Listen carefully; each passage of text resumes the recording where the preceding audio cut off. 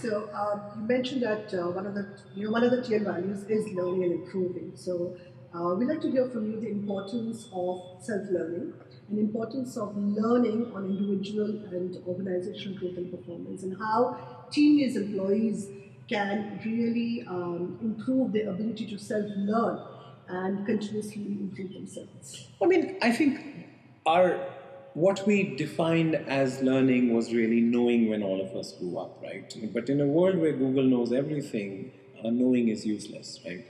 One of my favorite Irish poets is a guy called William Butler Yeats. He says, education is not the filling of a bucket, it is the lighting of a fire. But people like us who went to CBSE school, it was the filling of a bucket. I still remember that the Battle of Panipat was 1526. It's sort of irrelevant, right, when you have Google there.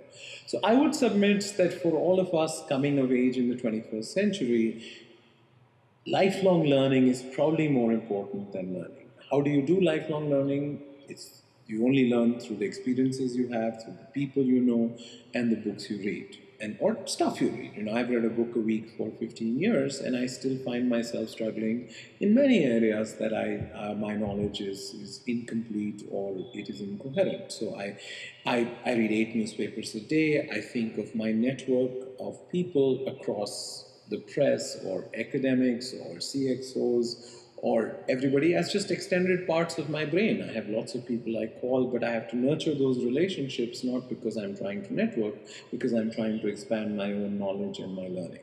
So I would submit that the lifelong learning is a habit that everybody will have to develop at an institutional level, at an individual level, and at a business or a department level, right? Carol Dweck at Stanford talks about two mindsets, right? The growth mindset and the fixed mindset. Now, growth mindsets are people who believe that any capability is like a muscle you can develop with working out.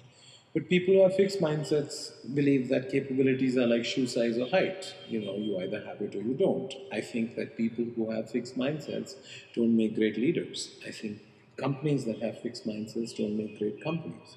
So we have a growth mindset as individuals, and hopefully we are nurturing our growth mindset as a company. I hear too often people saying, I'm a salesperson, why are you asking me to think about operations? I'm an HR person, why will I understand finance?